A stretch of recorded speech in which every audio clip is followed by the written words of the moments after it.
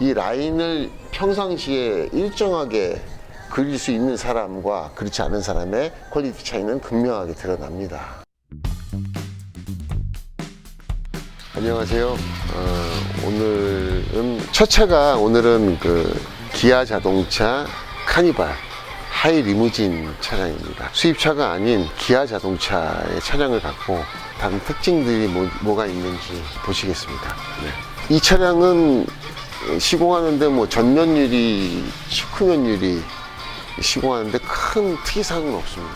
결코 쉬운 차는 없어요. 썬팅이라는 기술이 방심하다 보면은 쉬운 차, 어려운 차를 떠나서 조그만 실수 하나가 용납되지 않는 어떤 분야이기도 합니다.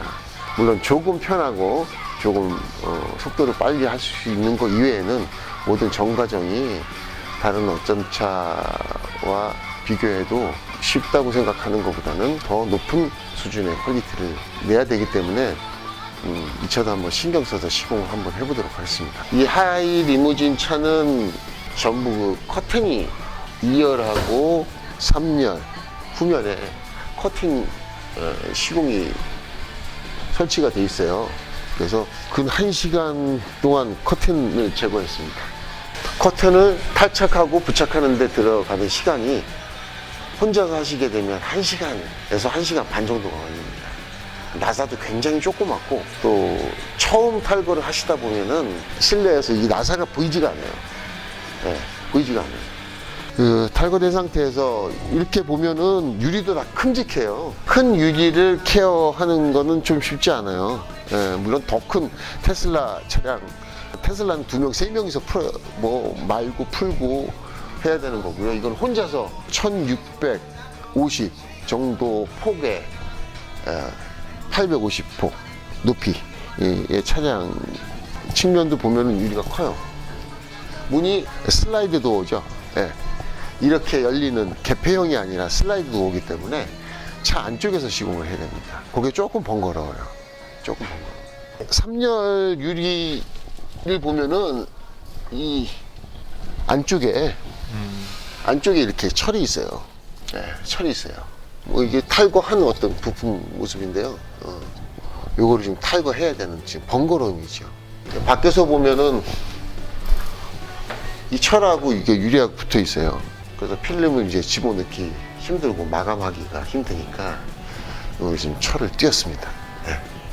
네. 이 차는 필름 시공할 때 난이도가 높은 어떤 차량이 아니라 커튼을 탈거하고 다시 부착해야 되고 3열에 이 철을 프레임을 제거를 해야 되고 또 부착해야 되고 또 큰 유리를 케어해야 되는 어떤 좀 부담감이 있죠. 예. 같이 한번 시공해 보도록 하겠습니다.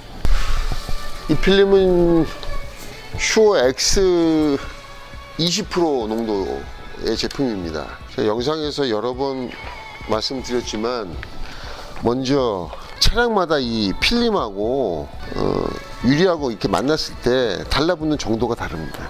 그래서 먼저 이제 한번 펼쳐서 얼마큼 달라붙나 를 보시고 그 달라붙는 정도에 따라서 비누를 도포할 때 그 양을 정하시면 됩니다. 예.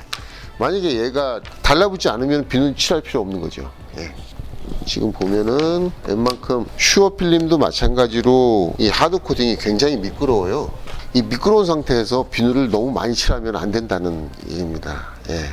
너무 떠 있으면은 성형을 하는데 과도한 수축을 일으키는 중요한 원인으로 작용할 수 있기 때문에 살짝 달라붙는 성질이 생기기 때문에 비누칠을 얇게 도포하도록 하겠습니다. 비누칠은 최소한으로 칠하고 필름이 고정돼야 되는 부위에는 비누칠을 할 필요도 없을 뿐더러 딱 붙어서 움직이지 않도록 물의 양을 좀 최대한 넓게 칠해줘야 되는 거죠. 자, 이렇게 놓을 때 보면은 여기서 탁 놓으면은 필름이 풀리면서 팍 꺾여 버려요. 한 군데가. 풀 때 보시면은 보세요. 이런 식으로 내려줘야 돼요. 이렇게. 이런 식으로 내려서 얘가 옆으로 풀어서 그냥 그대로 풀리면은 중간에 꺾이기 때문에 이런 식으로 내려갖고 이렇게 밀어줍니다. 네. 센터 부위에 당기는 정도는 최대한 빡빡하게 당겨서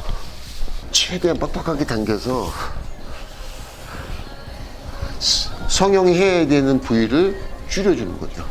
성형은 최대한 육안으로 봤을 때도 예쁘게 해라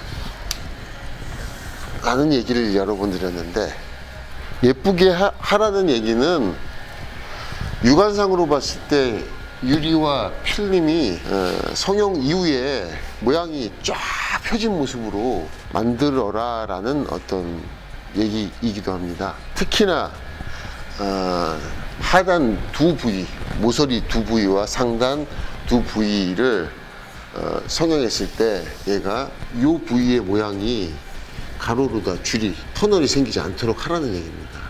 그렇게 돼야지 얘가 아주 이쁘게 성형이 된 어떤 결과물로 나타날 수 있는 거고요. 모든 차의 성형의 기본이기도 하죠. 필름은 자연스럽게 성형하고 손을 대지 말고 필름의 전체 부위를 고르게 열을 줘서 아주 예쁘게 성형을 해보도록 하겠습니다. 이 영상을 보고 성형에 대한 이해를 100% 이해하기는 쉽진 않아요. 근데 영상 속에서 필름과 열풍기와의 거리를 잘 보시고요. 그 다음에 속도를 보시고 열풍기 방향을 보시면 됩니다. 열풍기 방향이 부위에 따라서 조금씩 달라져요. 그러니까 조수석 상단 부위를 최초로 다 성형을 했고요. 그래서 지금 모양이 이런 모양으로 이렇게 부위를 남겨놨어요. 왜 이런 모양으로 남겨놨는지에 대해서 다 설명을 드릴 수가 없습니다. 처음에는 이대로 따라 하시는 게 좋을 수 있어요. 설명을 안 해드리려고 하는 게 아니라 스스로 깨우쳐야 돼요. 설명을 할 수가 없고 보는 것이 다가 아니에요. 그대로 따라 하다 보면 왜 이런 모양으로 성형을 이렇게 남겨놨는지에 대해서 이해가 가실 겁니다. 이거는 이 성형을 수천 번, 수만 번 성형을 하다가 만들어진 거기 때문에 이 성형을 당하는 필름한테 물어볼 수도 없고, 너는 왜 그렇게 거기서 자꾸 터널이 생기니? 이 물리적인 거잖아요. 물리적인 어떤 특징들을 이렇게 꽂더니 이런 모양으로 생기고, 이렇게 꽂더니 이런 모양이 생기고, 거리를 이렇게 뒀더니 이렇게 하는 거를 어떻게 다 말로 하겠습니까? 계속 머릿속으로 생각하고 생각나고 또 해보고 수천 번, 수만 번 하다 보니까 얘가 예쁘게 되는 방법들이 조금씩 구현된 거예요. 지금은 영상을 통해서 그 결과물만 보는 거고요. 이 결과가 나오기 전에 만들어졌던 어떤 그런 과정에 대해서 다 설명을 드릴 수가 없기 때문에, 자, 방법적으로 영상을 통해서 성형을 배우신다고 그러면 저건 내 방법하고 틀려 라고 얘기하지 말고 똑같이 한번 해보는 겁니다. 해본 다음에 최소 100번 해본 다음에 그 다음에 조금 이해가 가는 겁니다. 이것이 완성되려면은 500대는 꼽아야 돼요. 500대. 그래야 원리를 깨닫게 되는 거죠. 원리를 깨닫지 못하게 되면은 자기가 한 번도 해보지 않았던 차, 또는 한 번도 시공해보지 않았던 필름을 맞이하게 된다면 또 어려움을 겪을 거예요. 그 원리를 깨달으려면 많은 노력이 필요하겠죠. 제가 이거 꾸면서 제가 지금 왼손이 뭐 하고 있습니까? 지금 이렇게 당기고 있죠. 대각선으로 이렇게. 그런 거를 다 설명을 못 드리겠어요. 보고서 그냥 따라해 보세요. 따라 하다 보면은 조금씩 이해가 가실 겁니다. 웃긴 게 뭐냐면은 모양이 이렇게 생겼는데 사실은 실제로는 아주 고르게 굴곡이 있는 거예요. 열풍기는 여기다 대는데 어디가 움직이냐면 여기만 움직이는 게 아니에요. 여기가 움직여요. 자기 기술을 이해할 필요가 없어요. 그 필름을 이해하면 돼. 필름을.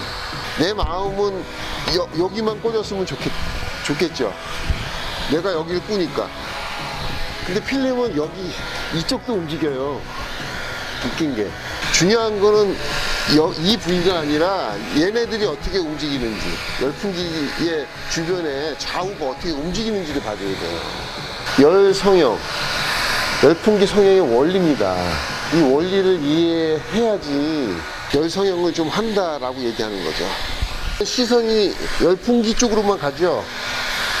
근데 한번 이렇게 보세요. 여기가 어떻게 움직이는지.